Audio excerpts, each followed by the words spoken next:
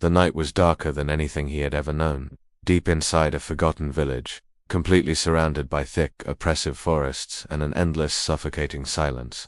No one dared to step out after midnight, but Rayan, a young traveler, was hopelessly lost. His bike had broken down right near the old, crumbling cemetery, of all places. He just wanted to find a house, any house, to ask for help, a simple request. But what he didn't know, what he couldn't possibly know, was that no one had lived here for decades. He was utterly alone, or so he thought. As he walked into the village, the air grew thick, heavy, pressing down on him.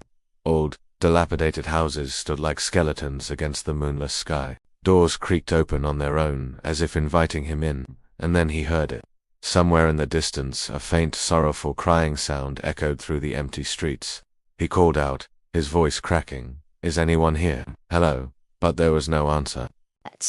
Only that strange, chilling sobbing that seemed to be getting closer with every step he took. It was a sound that didn't belong here, a sound that promised nothing but dread. He followed the sound, his curiosity overriding his fear. It led him to a massive, ancient tree, where he found a little girl sitting on the ground, her back to him. Her face, when she turned, was unnaturally pale, and her eyes were completely, terrifyingly white. Before he could even form a question, she looked straight up at him and whispered, "They never left. They're still hungry." And in that instant, the ground around him erupted. Dozens of hands, cold, rotting, and desperate, burst through the soil, clawing at the air, hungry for flesh. Rayan scrambled backward and ran, his own heartbeat pounding in his ears, louder than the thunder that had started to rumble above. He saw an old farmhouse and bolted for it, desperate for any shelter. He threw himself inside and slammed the door, but the smell that hit him was unbearable, a thick stench of decay and rot. He fumbled for his flashlight and clicked it on. The beam cut through the darkness, revealing walls covered in deep claw marks, and streaks of what looked like fresh, wet blood. On one wall hung a collection of old photographs, portraits of the villagers who once lived here. But every single face had been violently scratched out. Suddenly, a shadow moved behind him. He spun around, and a withered old man with a missing jaw rasped, "Welcome back, son." Rayan screamed, a raw, primal sound, and ran for the front door, but it slammed shut with supernatural force.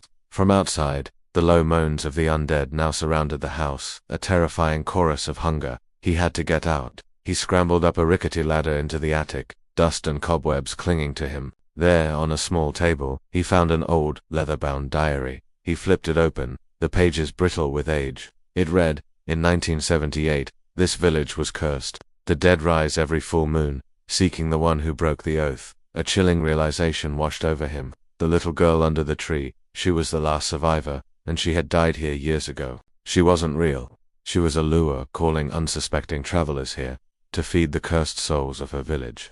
Just then, the entire house began to shake violently. The floorboards beneath his feet groaned and then cracked open, and from the darkness below, dozens of rotting skeletal faces emerged, their empty eyes fixed on him. Their decaying hands shot out, grabbing his legs, dragging him down into the suffocating blackness. The next morning, the village was silent again. The birds were singing. The broken-down bike still stood by the cemetery gate, a silent monument to the night before. Rayan was never found. But if you ever find yourself driving through that forest, and you hear a child crying in the distance, don't stop. Don't even slow down, because in that village, the dead still breathe. Thanks for watching, and be sure to subscribe for more dark tales. Stay safe out there.